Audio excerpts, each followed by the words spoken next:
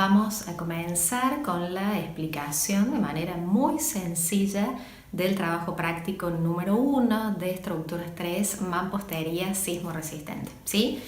Fíjense que ustedes tienen por delante un práctico donde tienen que diseñar un refugio, dice en Villa Yacanto, el espacio permitirá la permanencia temporaria de personas. Ustedes tienen ahí colgado en la página de la facultad bien las características, pero quiero detenerme en algo.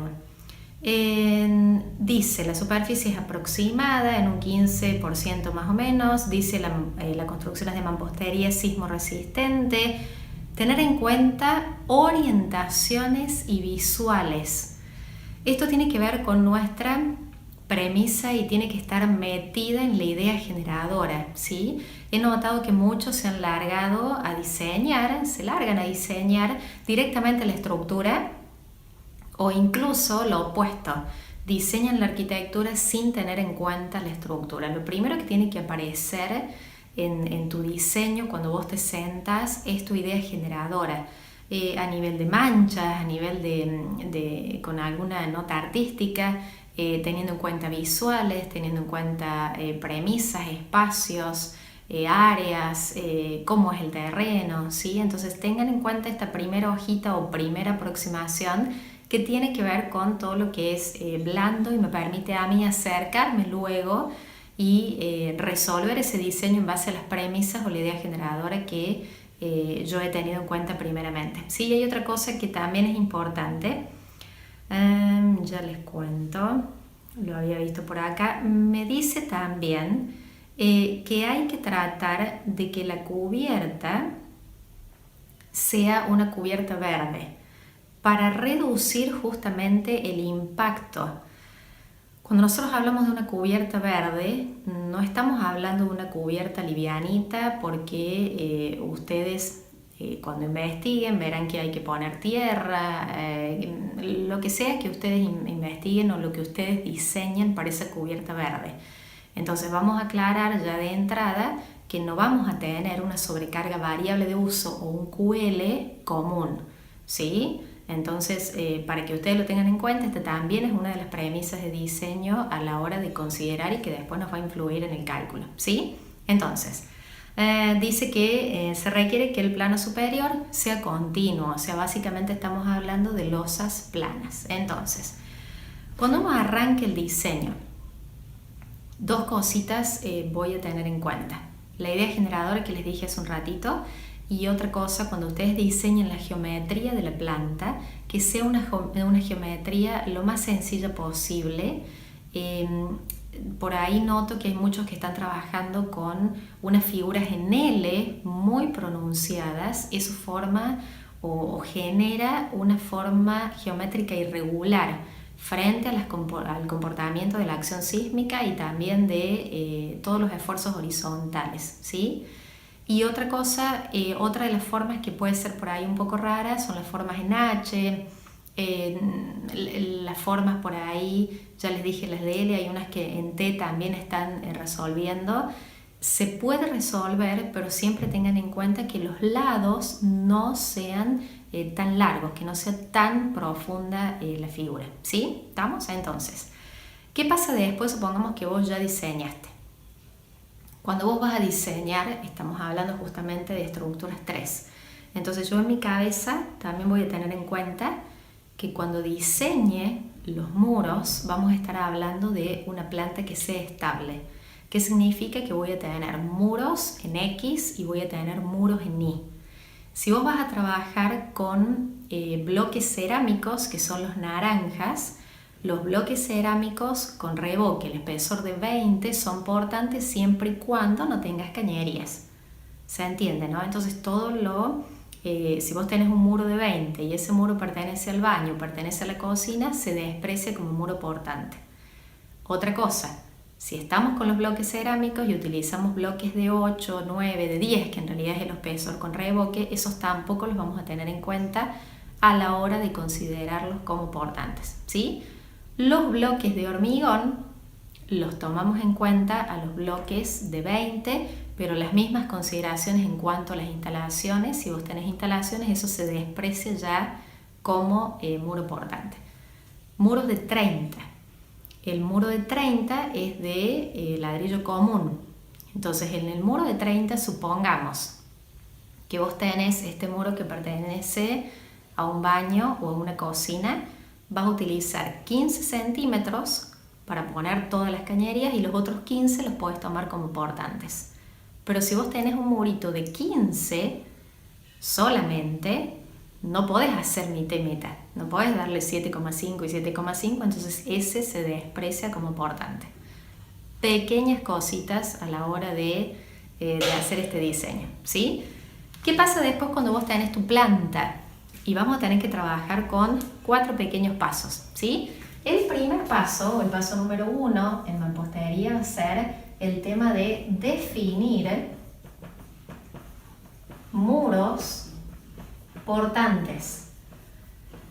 ¿Y cómo vamos a definir estos muros portantes? El reglamento nos presenta 2 fórmulas para poder definir si un muro es portante o no, y esas fórmulas tienen que ver con muro aislado.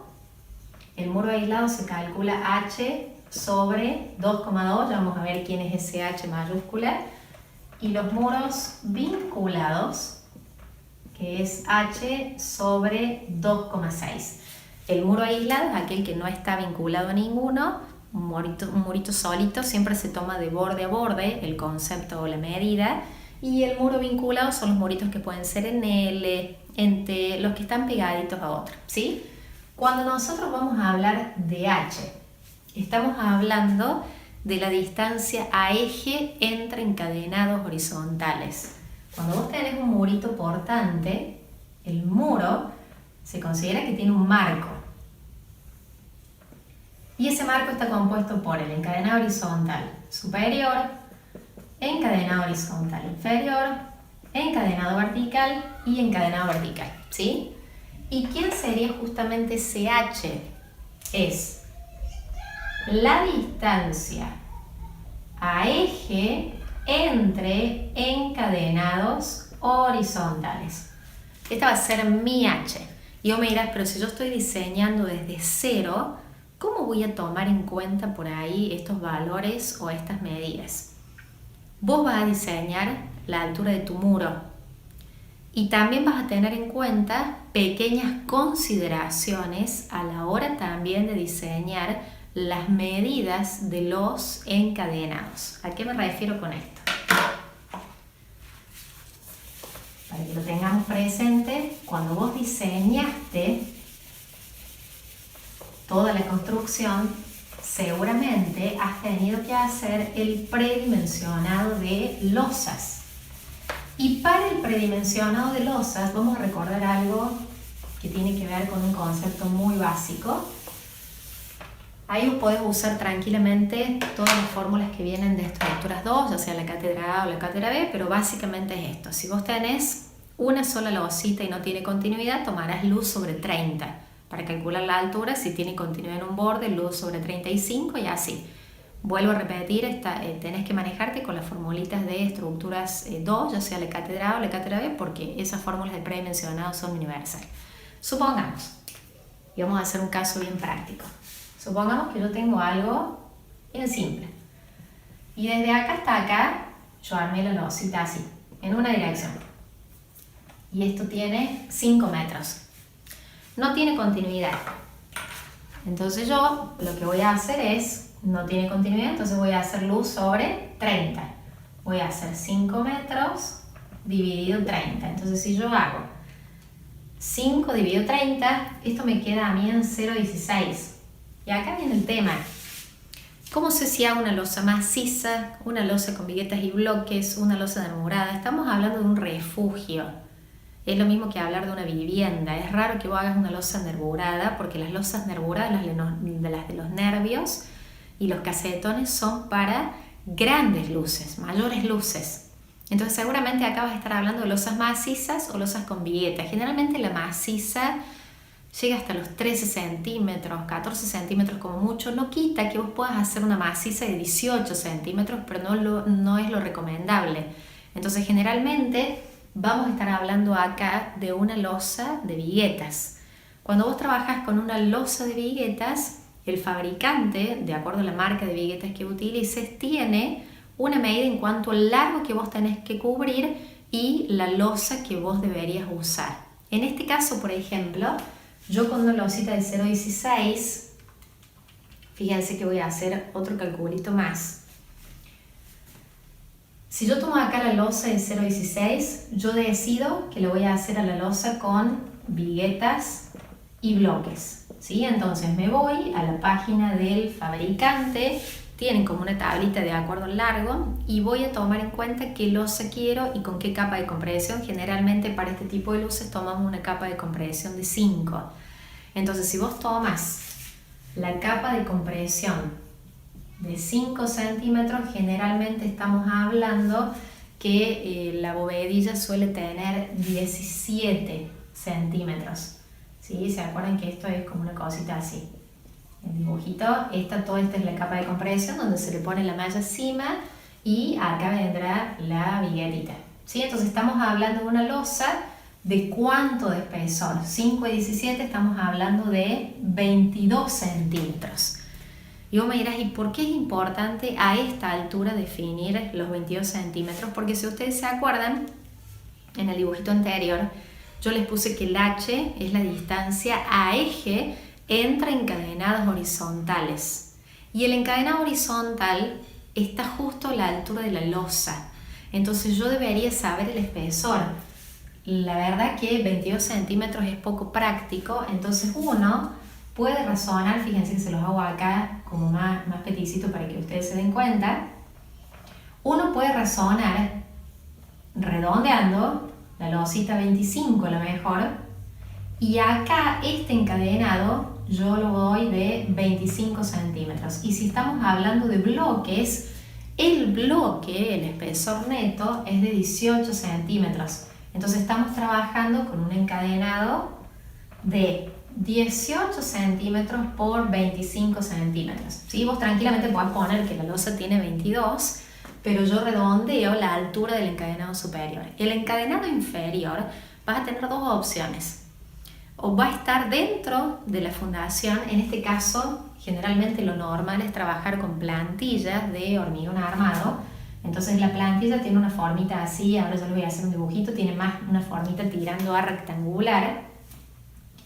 Y la altura de la plantilla estamos hablando generalmente de 20 o 25 centímetros. ¿Sí? De la altura, entonces, por una cuestión también de practicidad de obra, yo voy a tomar que los dos encadenados tienen 18 por 25, el superior y el inferior. Entonces, fíjense que si yo defino mi H, va a ser la distancia a eje justamente entre ¿quién?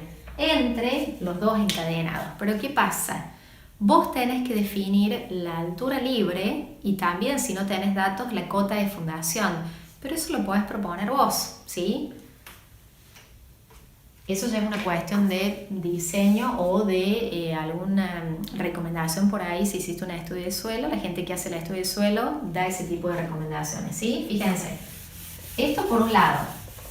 Nosotros tuvimos que hacer el predimensionado. Este predimensionado de la losa también nos va a servir para calcular el QD, porque nosotros tenemos que saber la carga por metro cuadrado de la losa, ¿sí? Para que lo tengan en cuenta.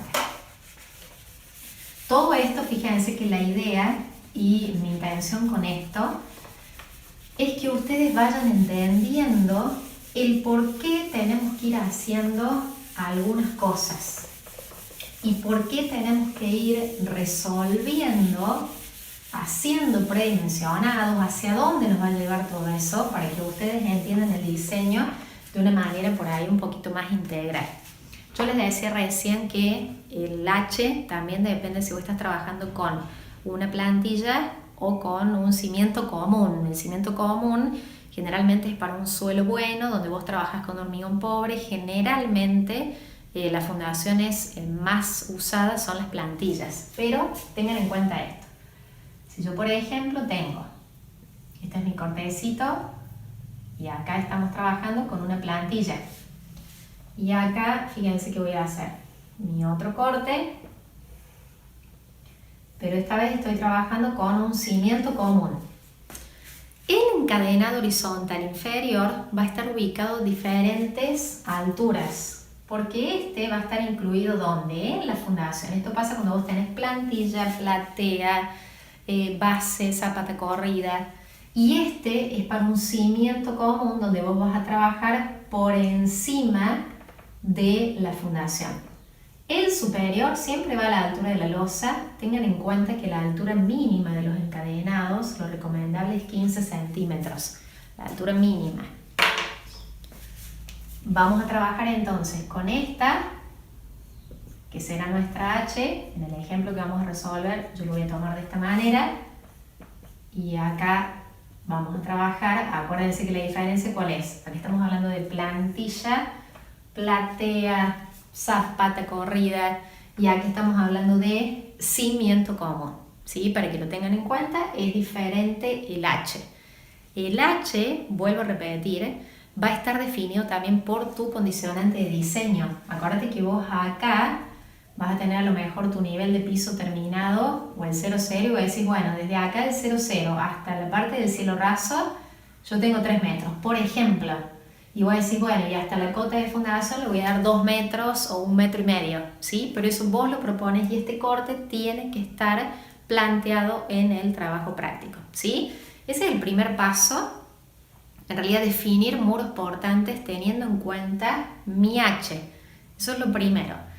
El segundo paso va a ser, en base a los muros portantes que vos hayas elegido, diseñar la estructura, teniendo en cuenta los sectores donde vos no tengas vigas y apoyo una losa, tendrás que agregarle, donde no tengas muros, perdón, tendrás que agregarle una viga, una columna estructural por ahí si es necesario, solo si es necesario, ¿sí? Eso es el paso número 2. En realidad, antes del paso, fíjense, les voy a hacer acá una aclaración y lo voy a transformar en paso 3. Aunque no me lo pidan, yo tengo que hacer, incluso hasta mentalmente, un paso 2, que es verificar si la estructura es estable. ¿Y cómo yo verifico si esa estructura es estable? Nosotros hablamos que para que una construcción sea estable, mínimamente tiene que tener 3 planos verticales resistentes, no todos paralelos y no todos concurrentes. Pero eso yo lo tengo que diseñar. Yo tengo que diseñar una estructura que sea eficiente. Entonces no vaya a ser que vos diseñaste todo como un conjunto tipo rectangular y resulta que metiste todos muros en X y en Y no pusiste nada. Y vos me dirás, bueno, pero un pórtico no es un plano resistente, sí, pero acuérdense que estamos en un trabajo práctico de mampostería, donde el protagonista es el muro y no tanto el pórtico, ¿se entiende, no? Entonces lo primero en cuanto al diseño, que vos tengas en cuenta de diseñar muros en X, muros en Y, y más o menos mirar que el centro de masa y el centro de rigidez no estén tan alejados, porque si no eso va a hacer también que cuando yo verifique el diseño no me dé bien justamente el diseño por la situación de excentricidad, ¿sí? ¿Estamos? Entonces, esto en cuanto al H, el paso número 1 dijimos muros portantes, el número 2 le voy a agregar verificar estabilidad aunque sea mentalmente. El paso 3, el diseño de la estructura de techo, las losas. El paso 4 es el diseño de los encadenados.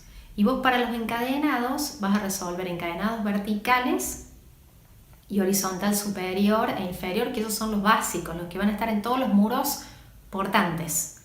Los no portantes ya a esta altura no están más en la planta de estructura, ¿sí? Y también existen otros muros y estos otros encadenados, perdón, en los muros, que son los encadenados intermedios.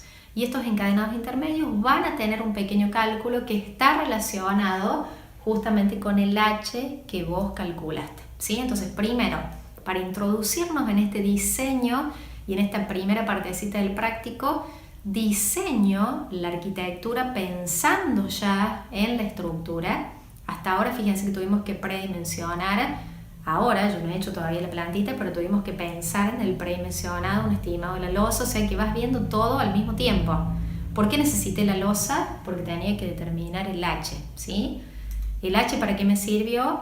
Para definir los muros portantes y después verificamos estabilidad Eso también lo tuve en cuenta a la hora de diseñar. Acuérdense también tener en cuenta el centro de masa y el centro de rigidez lo más cerquita que se pueda. El paso 3, verifico el diseño de las losas y donde no tenga muro tendré que agregarle viga y si es necesario alguna columna. Ya vamos a ver cuándo será necesario y cuándo no. Y el paso 4, recién el último, los encadenados. No se larguen a hacer el muro portante y ahí nomás el encadenado porque van a meter la pata, ¿sí? Esto es como la introducción y ahora continuamos, vamos a ver un ejercicio bien chiquitito, práctico, para que ustedes vean yo cómo apliqué los pasos a ese ejemplo.